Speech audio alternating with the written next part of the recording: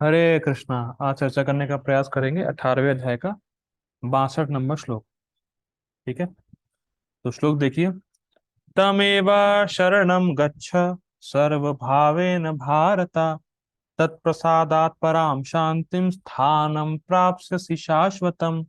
तमेव शरणं गच्छ सर्वभावेन भारत, तत्प्रसादात् परां शांतिं स्थानं प्राप्स्यसि शाश्वतम्। तमेव शरणं गच्छ सर्वभावेन भारत, तत्प्रसादात् परां शांतिं स्थानं प्राप्स्यसि शाश्वतम्। संस्कृत देखिए। तम एव शरणं गच्छ, उनकी ही शरण में जाओ। अब कोई कहेगा, ओ भगवान कोई और है। देखो कृष्ण क्या बोल रहे हैं, उनकी ही शरण में जाओ।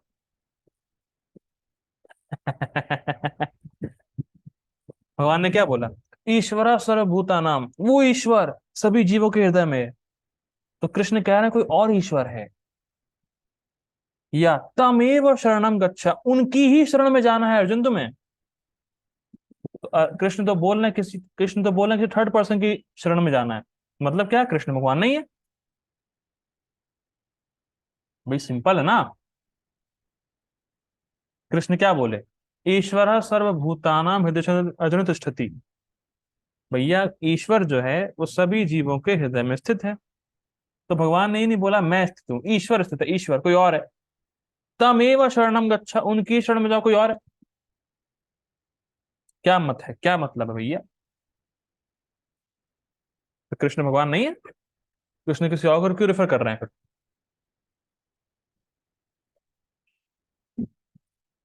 ऐसा मत सोचिए, होता नहीं है। लोग बोलते हैं कि जो जो सभी जीवों के हृदय में स्थित है ना, वो कृष्ण के हृदय में भी स्थित है।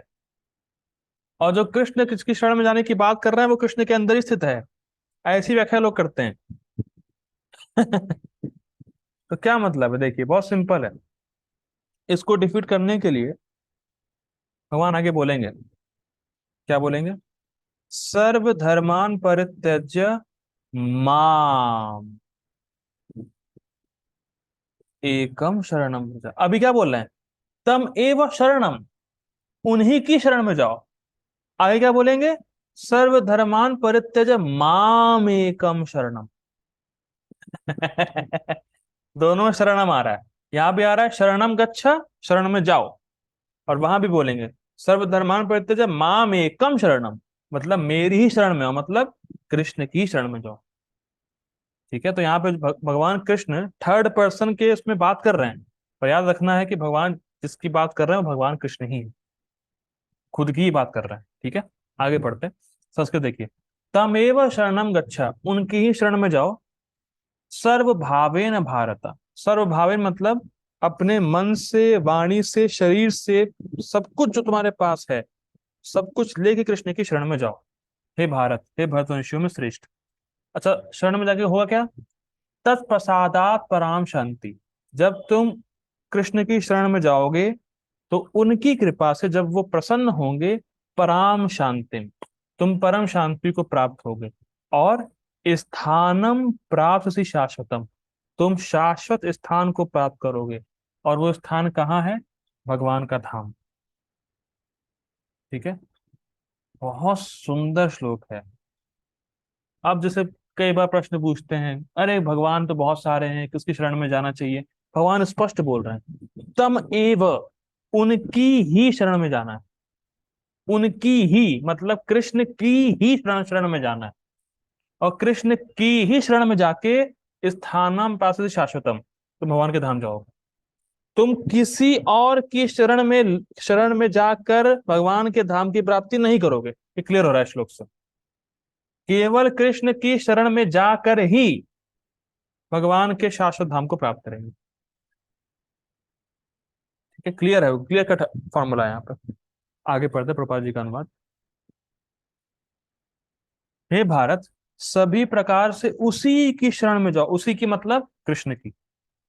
उसकी कृपा से तुम परम शांति तथा परम नित्य धाम को प्राप्त करोगे। अब देखिए बहुत इंपॉर्टेंट पॉइंट यहाँ पे सीखने को क्या मिल रहा है। हमें कभी नहीं सोचना चाहिए कि हम अपने साधन के बल पर कृष्ण के पास चले जाएंगे। मैं फिर रिपीट कर रहा हूं, हमें ये कभी दिमाग में नहीं लाना है कि जो मैं साधना कर रहा हूं अपनी साधना के बल पर मैं कृष्ण के पास जाऊंगा।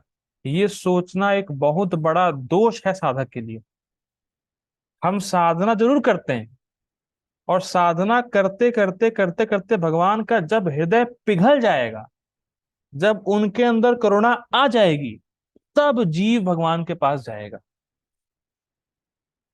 भगवान को हम भगवान की कृपा से ही प्राप्त कर सकते हैं।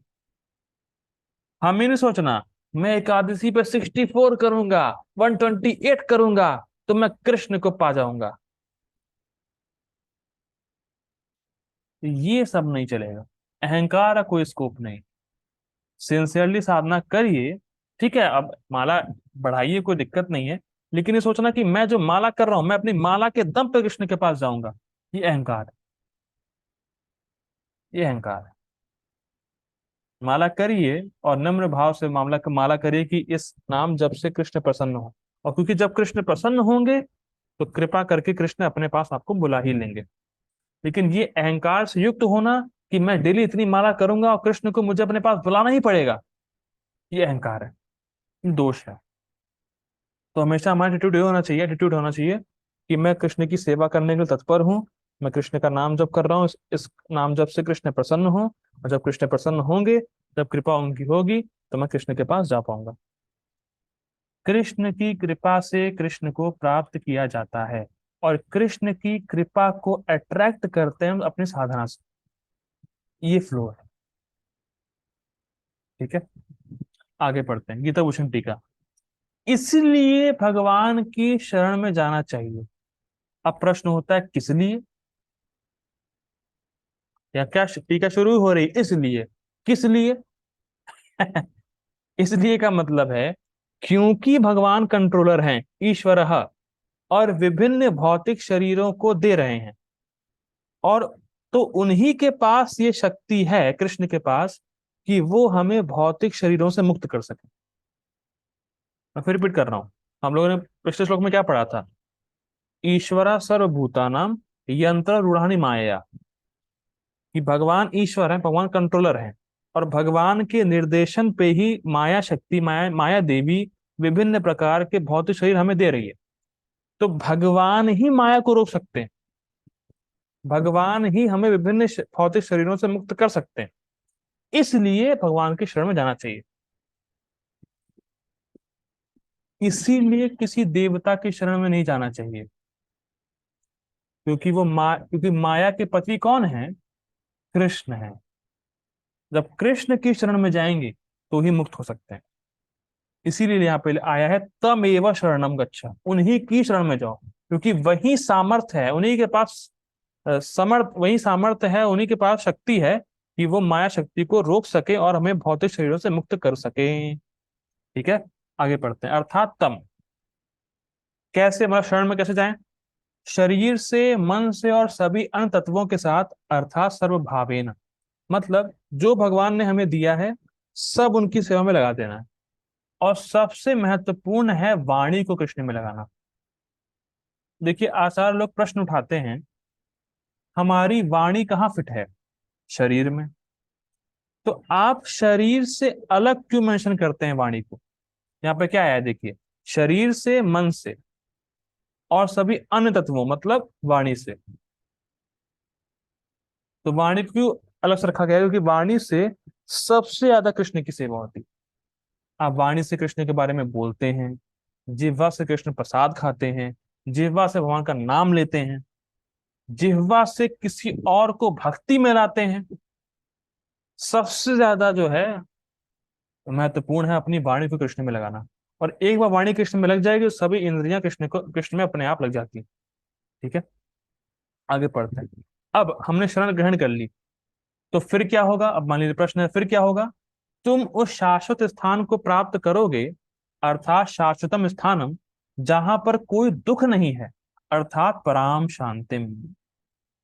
हम कभी कल्पना ही नहीं कर सकते ऐसे जगह की जहां कोई प्रॉब्लम ही ना हो, जहां कोई दुख ही ना हो, क्योंकि हम दुख के बहुत यूज टू हो चुके हैं, दुख के बड़े अभ्यस्त हो चुके हैं। हैबिचुअल हो चुके हैं। तो ऐसी कल्पना करना जहां कोई दुख नहीं है, जहां सब मौज आ रहे हैं, कोई काम का प्रेशर नहीं, कोई कंपटीशन एग्जाम नहीं है, कोई पैसा कमाना नहीं है, कोई घर वालों के ताने नहीं सुनने पड़ेंगे, कुछ नहीं है, सिर्फ मौज, ऐसा स्थान। एक भक्त बहुत सुंदर बता रहे थे कि इस भौतिक जगत में सुख ढूंढोगे तो मिलेगा नहीं, आध्यात्मिक जगत में दुख ढूंढोगे, मिलेगा नहीं। यहाँ सुख ढूंढोगे सुख नहीं है, वहां दुख ढूंढोगे दुख नहीं है। ठीक है, आगे पढ़ते हैं। वह भगवान का स्थान सभी श्रुतियों में इस प्रकार महिमा मंडित है, तद विष्णु परमम पदम। वह व्यक्ति और देखिए, वह व्यक्ति और कोई नहीं है, मैं ही हूं जो तुम्हारे साथ में हूं। ये कृष्ण बोल रहे हैं अर्जुन से कि जब मैं कह रहा हूं तम एव, उसकी शरण में जाओ, तो वो व्यक्ति कोई और नहीं है, वो व्यक्ति मैं ही हूं जो तुम्हारे साथ हूं, जो तुम्हारे सामने खड़ा हूं। कृष्ण, मैं ही वो हूं। ठीक है, इसको मेरे द्वारा पहले भी कहा गया है, सर्वस चाहम हृदय सन्निविष्टा, मैं कृष्ण सभी के हृदय में हूँ। ठीक है, यहाँ पे देखिए, पिछले श्लोक में बोला था ईश्वर सर्वभूतानां, कि वो ईश्वर सभी जीवों के हृदय में स्थित है। लेकिन एक जगह भगवान ने और बोला सर्वस्य चा अहम, मतलब मैं सभी जीवों के हृदय में हूं। तो मतलब कृष्ण की बात हो रही वहां पर। ठीक है, ये तुम्हारे द्वारा भी घोषित किया गया है, अन्य देवताओं असुरों के द्वारा भी स्वीकृत है इन शब्दों के द्वारा, जैसे परम ब्रह्म परम धाम इत्यादि। आप कृष्ण ही परम ब्रह्म है और आप ही परम स्वरूप है, ये किसने बोला था? अर्जुन ने बोला था। ठीक है, मैंने तुम्हें यह दर्शाया था प्रत्यक्ष रूप से अपने विराट रूप को तुम्हारे सामने प्रस्तुत करके, इसीलिए तुम्हें मेरी शिक्षाओं में स्थिर रहना चाहिए। सिंपल यहाँ क्या बोला जा रहा है? सिंपल यहाँ पे बोला जा रहा है, ये सब रेफरेंस दिए जा रहे हैं कि जो भी ईश्वर की बात हो रही है, जो भी थर्ड पर्सन की बात हो रही है, वो कृष्ण की ही बात हो रही है। मतलब हमें कृष्ण की शरण में जाना चाहिए। तो यहाँ पे 3 रेफरेंस दिए गए, 15वें अध्याय का, 10वें अध्याय का और विराट रूप का। ठीक है, तात्पर्य देखिए प्रभुपाद जी का। अतएव जीव को चाहिए कि प्रत्येक हृदय में से भगवान की शरण ले। अब मेरा एक प्रश्न है, इस तात्पर्य में अतएव का मतलब क्या है? अतएव जीव को चाहिए, अतएव का मतलब क्या है? जी प्रभु जी बताइए। अतएव मतलब इसलिए ना मुझे। हाँ इसलिए, हाँ करेक्ट। हाँ तो इसलिए क्योंकि भगवान सब चीज के कंट्रोलर है और वही सबको शरीर देते हैं। और इस वजह से शरीर से छुटकारा पाना है, मतलब भगवान के धाम जाना है, तो वही कंट्रोलर है, तो वही माया को हटा पाएंगे। यस, हरि बोल, हरि बोल बोलिए, हरि बोल, करेक्ट। क्योंकि भगवान कंट्रोलर है, इसीलिए उनकी शरण में जाना चाहिए, उनकी कृपा से ही हम उनको प्राप्त कर सकते हैं। टीका से प्रभुपाद जी इसको एज इट इज लिए हुए हैं। ठीक है, इससे इस संसार के समस्त प्रकार के दुखों से छुटकारा मिल जाएगा। किससे? भगवान के शरण में जाने से। अब देखिए, बहुत सुंदर प्रभुपाद जी संबंध में बोलते हैं, बहुत ही जबरदस्त। ये हमारे ये फॉर्मूला है भगवान के धाम जाने का, क्योंकि भगवान लास्ट में बोल रहे हैं शाश्वत स्थानम प्राप्स्यसि, कि तुम मेरे धाम को प्राप्त करोगे। तो क्या फॉर्मूला है? भगवान की शरण में जाना। और भगवान की शरण में जाने का अर्थ है भगवान की भक्ति करना। तो बेसिकली भगवान की भक्ति करने से हम भगवान के धाम जाएंगे। इसका अर्थ लोग समझ नहीं पाते, कभी कभी बहुत कैजुअल लेते हैं। जैसे अगर उनसे पूछा जाए कि भक्ति क्यों कर रहे हैं आप, बैक टू गॉड हेड, रटा हुआ है ये, हर कोई ये बोलेगा, पर इसका मतलब, इसकी गहराई समझ नहीं पाते लोग। इसकी गहराई प्रभुपाद जी बताते हैं। जैसे मुझसे कई भक्त मिलने आते हैं, जैसे अपूर्व प्रभु जी मुझसे मिलने आए, कल परसों कहीं तो आए थे। ठीक, तो अपूर्व प्रभु जी को मुझसे मिलकर बड़ा अच्छा लगा। प्रभु जी मुझसे कहा कि प्रभु जी सेल्फी वेल्फी लेनी है, बड़ा अच्छा लगा आपसे मिलके, बड़ा ये है वो है। ठीक है, कृष्ण की कृपा है, चलो जो भी है। जैसे अपूर्व प्रभु जी मुझे देख रहे थे फेस टू फेस, मुझे टच कर सकते थे, फील कर रहे थे मेरी प्रेजेंस, वैसे ही कृष्ण के साथ होगा। हम कृष्ण को सेम टू सेम देखेंगे, उनको टच कर सकते हैं, उनको फील कर सकते हैं, उनका प्रेजेंस। ये है पापा जिसको बोलते हैं, जैसे आप मुझे देख रहे हैं, वैसे आप कृष्ण को देखोगे, कृष्ण के साथ खेलोगे, कृष्ण के साथ बैठोगे, कृष्ण के साथ खाओगे, कृष्ण के साथ डांस करेंगे। कितना बड़ा लक्ष्य लेके चल रहे हैं। और कृष्ण कोई सामान्य व्यक्ति नहीं है। जैसे अगर मान लीजिए पीएम मोदी से आपको मिलने का मौका मिल जाए, पीएम मोदी के साथ बैठने का मौका, खाने का मौका मिल जाए, तो आप कृतार्थ फील करेंगे, अरे बड़ा ग्रेटफुल, अरे भैया मजा आ गया, मोदी साहब से मिला है। अब अनंत कोटि ब्रह्मांड के मालिक, ये तो एक ब्रह्मांड हम देख रहे हैं, तो समझ नहीं पा रहे, जिनके केवल सांस लेने से अनंत ब्रह्मांड निकलते हैं, वो व्यक्ति भी, वो महाविष्णु भी भगवान के एक अंश हैं। उन कृष्ण को हम देख पाएंगे, छू पाएंगे, साथ में रह सकेंगे हमेशा हमेशा के लिए। ये फॉर्मूला है, ये है भगवान के धाम जाना। जबरदस्त। सब अगर हल्का सा विचार करेंगे रोंगटे खड़े हो जाएंगे। किससे मिलने की तैयारी कर रहे हैं हम लोग? किससे? कृष्ण से। और जबरदस्त है। ठीक है। ऐसी शरण पाने से मनुष्य ना केवल इस जीवन के सारे कष्टों से छुटकारा पा सकेगा, अपितु अंत में वह परमेश्वर के पास पहुंच जाएगा। जिसमें मैं बता रहा था, वैदिक साहित्य में ऋग्वेद दिव्य जगत तद विष्णु परमम पदम के रूप में वर्णित है। टीका में इसको देखा था। चूंकि सारी सृष्टि ईश्वर का राज्य है, इसको समझिए, वो थोड़ा सा ट्विस्ट पॉइंट है यहाँ पे, समझिएगा। चूंकि सारी सृष्टि ईश्वर का राज्य है, अतएव इसकी प्रत्येक भौतिक वस्तु वास्तव में आध्यात्मिक है। Not what does it mean. प्रत्येक भौतिक वस्तु वास्तव में आध्यात्मिक है, ये क्या है? लेकिन परमम पदम विशेषतया नित्य धाम को बताता है, जो आध्यात्मिक आकाश या वैकुंठ कहलाता है। अब मेरा ये प्रश्न है, प्रभुपाद जी ये क्या बोल दिए? प्रत्येक भौतिक वस्तु वास्तव में आध्यात्मिक है, इसका मतलब क्या भैया? जी प्रभु जी बताइए, क्या मतलब है इसका? ये केवल पढ़ के निकलना नहीं है। The purpose to cover the course is to uncover it. Course पूरा करने का मतलब है उस कोर्स को अनकवर करना। ठीक है, बताइए प्रभु जी क्या मतलब है इसका? तो जी ये भौतिक चीज मतलब भौतिक हरे कृष्ण को जी। हरे भौतिक कृष्णा। वो जी तब मतलब लग रहा ये है इस वजह से कि हम लोग वैसा दृष्टिकोण बनाए हुए हैं भोगने के। अच्छा ठीक है, तब भौतिक है। हाँ इस वजह से भौतिक, वरना कुछ भी भौतिक नहीं है, हम सब कुछ भगवान के शरण में लगा सकते हैं। अच्छा ठीक है, ओके, डन। वैसे ये आउट ऑफ ट्रैक पॉइंट था, ठीक, कोई बात नहीं। और कुछ कहना है किसी को? मैं बताऊं? ठीक है, अब देखिए कैसा है। प्रभुपाद जी ये लिख रहे हैं, वास्तव में आध्यात्मिक मतलब ये जो हमारा भौतिक जगत में है ना, ये आध्यात्मिक जगत में ही स्थित है। बात समझिए, ये कॉस्मोलॉजी का पॉइंट है। जो हमारा भौतिक जगत है, वो आध्यात्मिक जगत में ही स्थित है। और है कैसा? जैसे एक,